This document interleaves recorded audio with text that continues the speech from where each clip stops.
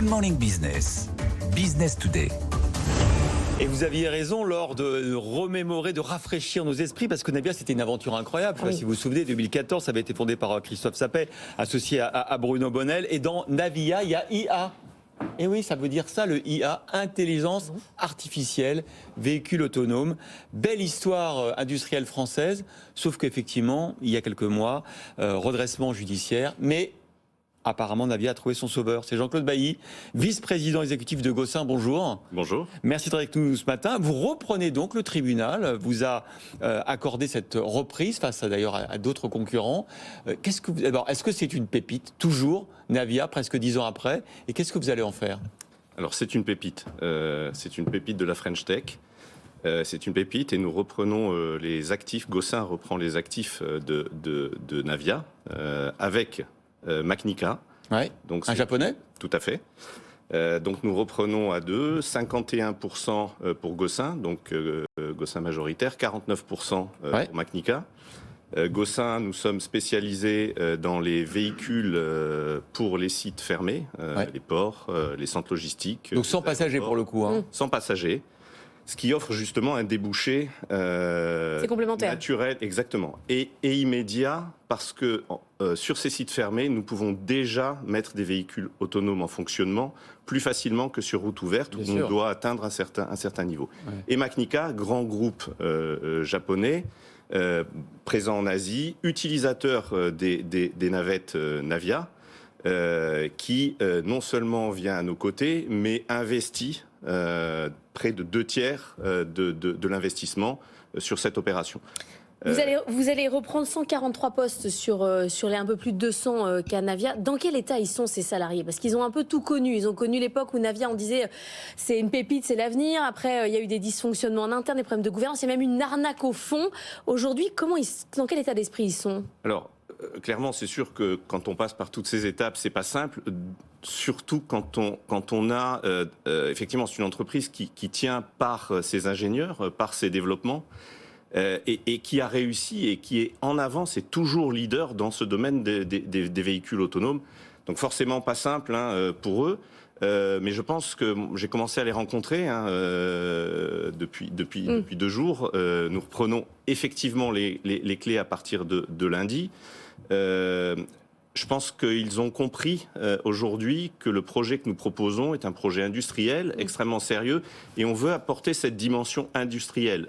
Toute la R&D qui a été faite, encore une fois, c'est une vraie pépite. Les personnes surtout, c'est une entreprise qui tient aussi par ses ingénieurs et nous avons des équipes incroyables sur la partie développement. Il faut qu'on intègre ces développements sur des plateformes.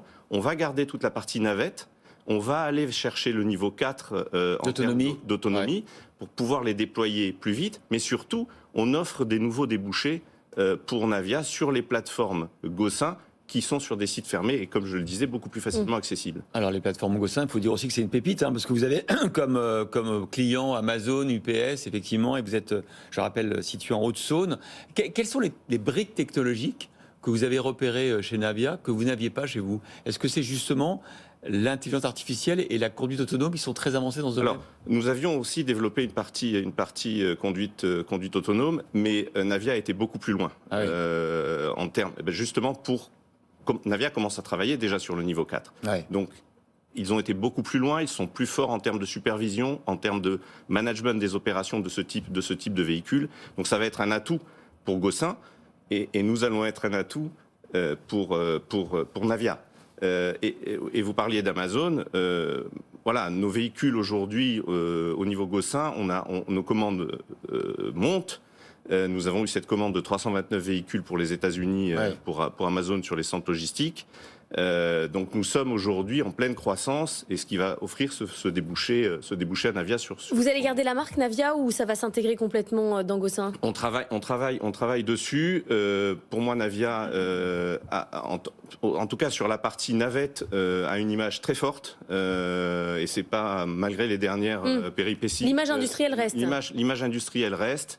Donc voilà, on est en train de travailler, mais je pense que sur la partie navette, Navia a une image très forte et Gossin a une image très forte sur les sites fermés. Vous avez identifié quels étaient les problèmes chez Navia que vous allez devoir résoudre justement qui ont conduit à son placement en redressement judiciaire? Oui, alors on a bien sûr qu'on a identifié, on a cherché, on reprend les actifs, ce qui veut dire que les contrats ne sont pas repris, les contrats fournisseurs, clients, etc. Bien sûr, on va les continuer, mais on va retravailler avec nos clients pour essayer de leur apporter le meilleur service.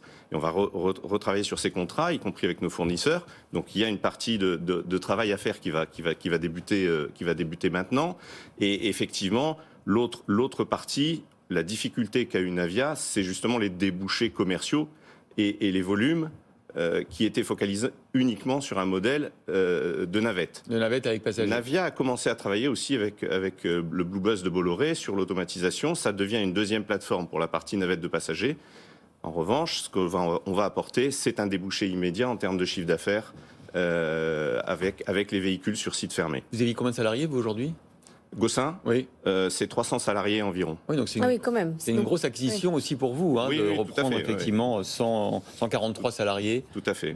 Et ne pas oublier aussi le débouché Macnica, puisque Macnica non seulement finance une bonne partie de l'opération, et en même temps est très implanté en Asie et souhaite vraiment développer ses navettes sur l'Asie. Voilà, Navia, ça continue donc grâce à Gossin. Merci beaucoup Jean-Claude Bailly d'avoir été avec nous ce matin. Merci à vous.